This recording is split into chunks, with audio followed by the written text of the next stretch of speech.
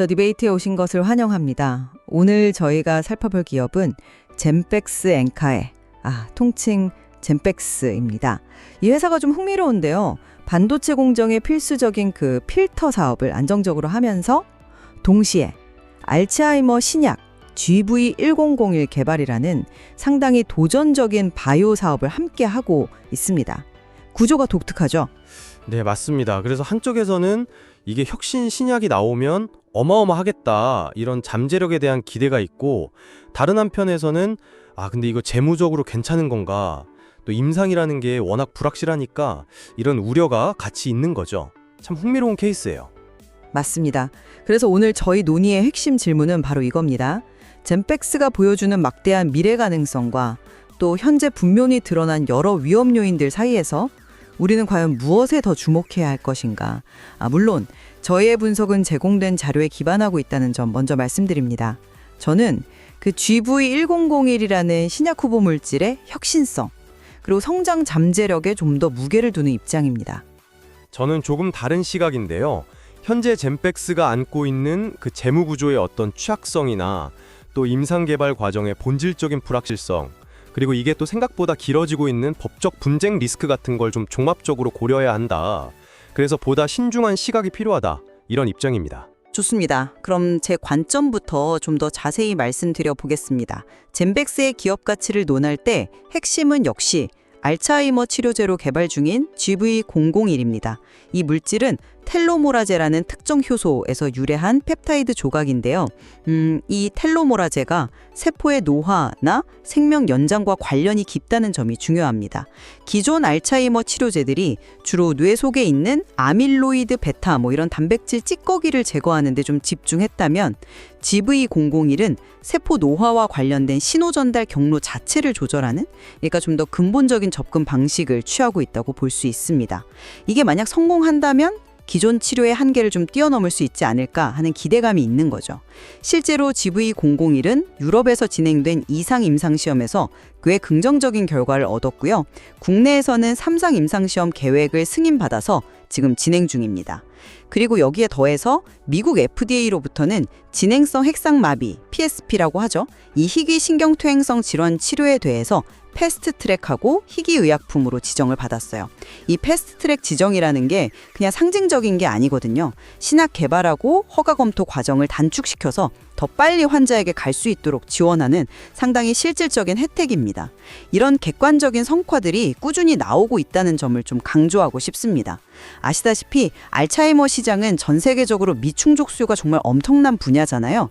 만약 GV001이 이 최종 관문인 3상 임상을 통과하고 상용화에 성공한다면 기술 수출이라든지 아니면 큰 제약사하고 파트너십을 한다든지 이런 걸 통해서 기업 가치가 정말 기하급수적으로 상승할 가능성이 있습니다.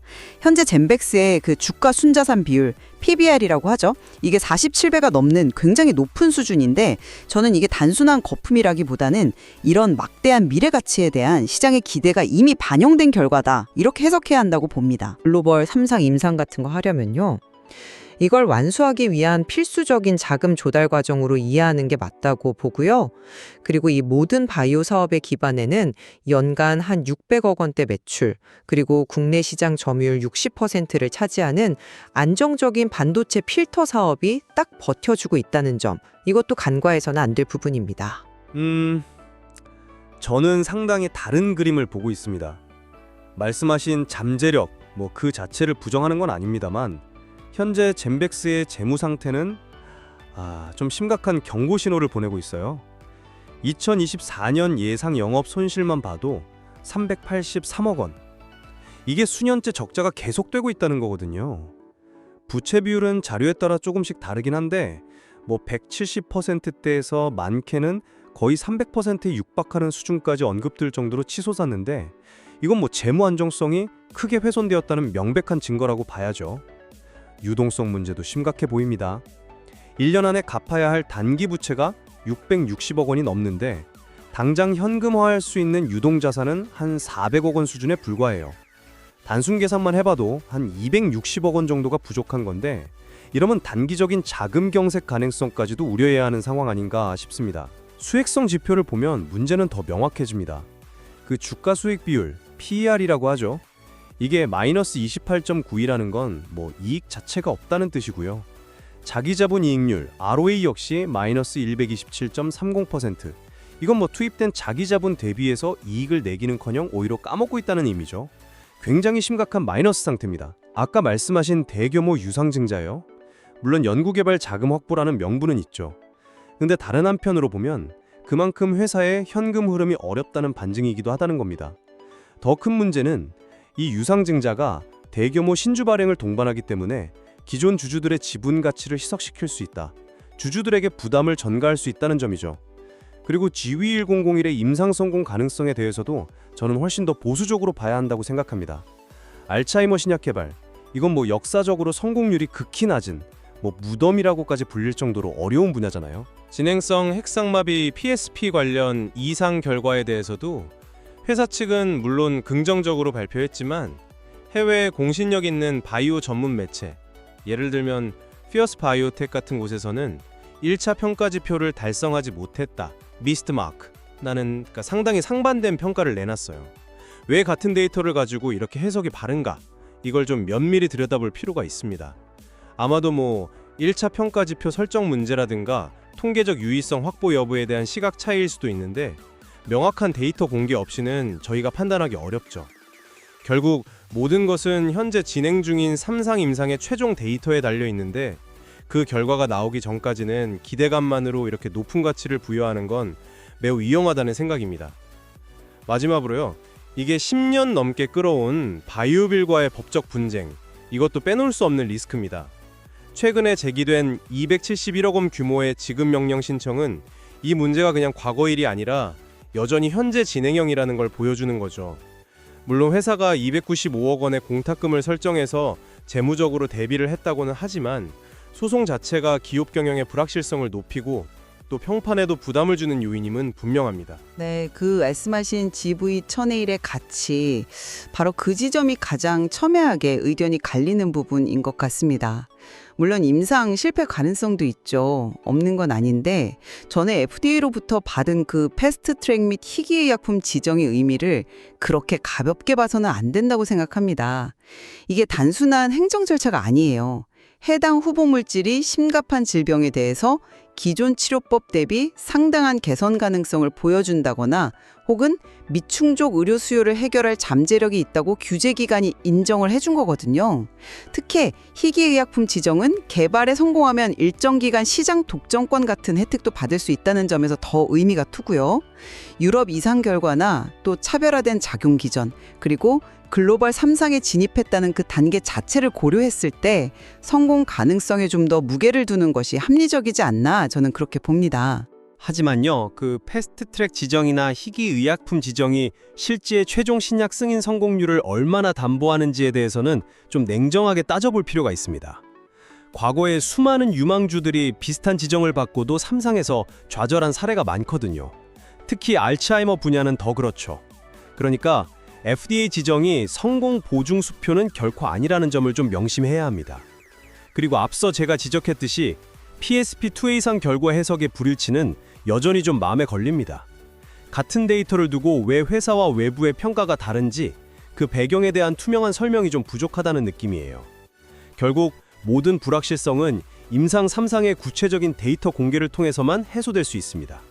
그 전까지는 성공 가능성을 예단하기 어렵다는 것이 제 판단입니다. 그럼 재무 건전성 문제로 좀 넘어가 보죠. 유상증자가 불가피했다는 점, 네, 저도 일부 동의합니다. 하지만 그것이 미래를 위한 투자라는 관점에서 봐야 한다고 생각해요. 신약 개발, 특히 글로벌 임상을 진행하는 데는 정말 천문학적인 비용이 듭니다. 이번 자금 조달로 가장 중요한 3상을 완수하고 또 글로벌 시장 진출의 발판을 마련할 수 있다면 이건 현재의 재무적 부담을 상쇄하고도 남을 가치를 창출할 수 있는 기회라고 봐야죠. 그리고 아까 말씀드린 것처럼 연간 600억 원대 매출을 꾸준히 내는 반도체 필터 사업의 역할도 무시할 수 없습니다. 물론 바이오 부문의 막대한 비용을 전부 담당할 수는 없겠죠. 하지만 최소한의 운영 기반과 현금 흐름을 제공하면서 일종의 완충 역할을 하고 있다는 점은 긍정적으로 평가해야 한다고 봅니다. 저는 그 완충 역할이라는 것이 다소 좀 과대평가되었다고 봅니다. 필터 사업의 이익 규모로는요, 연간 수백억 원에 달하는 바이오 사업의 적자, 그리고 연구개발 비용을 감당하기에는 솔직히 턱없이 부족합니다. 오히려 안정적인 사업에서 번 돈을 성공 가능성이 불확실한 사업에 계속 쏟아붓는 구조는 아닌가? 이런 의문마저 들어요. 부채 비율이 300%에 육박하고 단기 유동성마저 위태로운 상황에서 유상증자는 그야말로 임시방편일 뿐이지 근본적인 해결책이 될 수는 없다고 봅니다. 만약에 GV1001 개발이 좀 지연되거나 혹시 실패라도 할 경우에는 회사의 재무 상태는 정말 걷잡을 수 없이 악화될 수 있어요. 이런 상황에서 미래를 위한 투자라는 말은 다소 좀 공허하게 들릴 수도 있다는 거죠. 그리고 신주 발행으로 인한 기존 주주들의 가치 희석 문제도 이거 현실적인 부담이고요. 그렇다면 세 번째 쟁점, 높은 시장 가치 평가의 합리성 문제로 이어지겠습니다. PBR 47배라는 수치가 현재 재무 상태만 보면 비합리적으로 보일 수 있다는 점은 인정합니다. 하지만 혁신 바이오 기업의 가치 평가는 전통적인 제조업과는 좀 다른 잣대가 필요하다고 생각해요. 현재의 적자나 부채 비율보다는 개발 중인 신약이 성공했을 때 창출할 미래 현금 흐름의 가치를 현재로 할인해 와서 평가하는 방식이 더 일반적이거든요. 알츠하이머 시장의 어마어마한 규모, GB101의 혁신성, 그리고 만약 기술 이전이 된다면 기대되는 그 막대한 수익 등을 고려하면 현재의 높은 밸류에이션이 완전히 근거 없다고 보기는 어렵습니다. 사실 비슷한 단계의 다른 혁신 신약 개발 기업들과 비교해도 기대감이 높은 경우에는 좀 이례적인 수준의 PBR이 나타나기도 하고요. 미래 가치라는 것은 결국 기대일 뿐이잖아요. 그 기대가 실현될 확률이 과연 얼마나 되는지를 냉정하게 따져봐야 합니다. 현재 명확하게 드러난 재무적 취약성, 임상 3상이라는 정말 높은 허들, 그리고 법적 분쟁이라는 구체적인 위험 요소들을 감안할 때 현재 주가와 PBR에는 과도한 낙관론이나 어쩌면 투기적 수요가 상당 부분 반영되어 있을 가능성이 높다고 저는 봅니다. 실제로 지난 1년간 주가가 1만 원대에서 7만 원대까지 정말 극심한 변동성을 보였고 과거의 투자주의 종목으로 지정된 이력까지 있다는 점은 이런 평가의 불안정성을 방증하는 거라고 생각해요. 현재의 가치가 과연 견고한 기반 위에 서 있다고 보기에는 의문 부호가 너무 많습니다. 마지막으로 그 장기 법적 분쟁 리스크를 다시 한번 좀 짚고 넘어가야 할 것 같습니다. 바이오빌과의 소송이 10년 이상 지속되고 있다는 사실 자체가 기업에게는 상당한 부담입니다. 이게 단순히 잠재적인 배상금 문제뿐만 아니라 경영진의 시간과 노력을 소모시키고 투자자들에게는 지속적인 불확실성을 안겨주고 또 기업 이미지에도 당연히 부정적인 영향을 미치죠.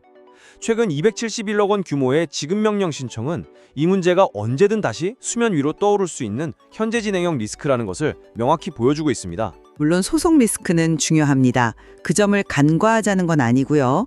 하지만 젠백스 측에서 이 리스크에 대비해서 295억 원이라는 상당한 금액을 공탁하거나 혹은 충당부채로 설정해 두었다는 점도 함께 봐야 합니다. 이건 만일의 사태에 대비해서 재무적 충격을 완화하려는 나름의 준비를 하고 있다는 의미거든요.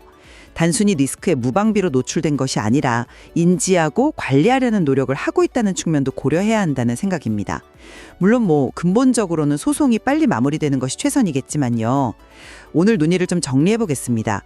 젠백스는 GV1001이라는 그 텔로머라제 기반의 독특한 메커니즘을 가진 신약 후보물질을 통해서 알츠하이머라는 정말 어려운 인류의 난제를 해결하려는 중요한 도전을 계속하고 있습니다. 유럽 이상 성공이라든지 FDA 패스트트랙 지정 같은 긍정적인 임상 신호들이 있었고 만약 최종 성공이라는 결실을 맺는다면 기업 가치의 폭발적인 성장이 기대된다는 점을 저희가 확인했습니다. 현재의 재무적 어려움은 이런 거대한 목표를 달성하기 위한 과정에서 나타나는 일종의 성장통으로 해석할 여지도 있다.